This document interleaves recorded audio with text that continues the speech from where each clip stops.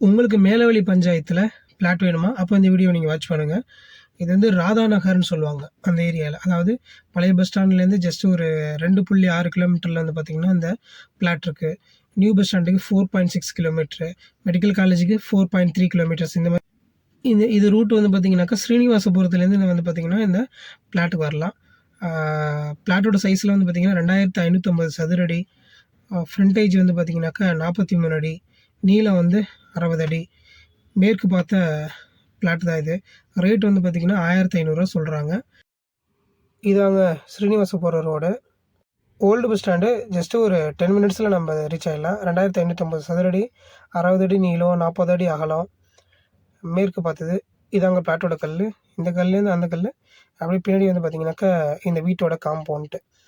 1500 rate சொல்கிறாங்க. So rate கம்மி பண்ணி பேசிக்கலாம். அந்த வாட்டர் டேங்க் பக்கத்தில் தான் இந்த பிளாட் இருக்குது.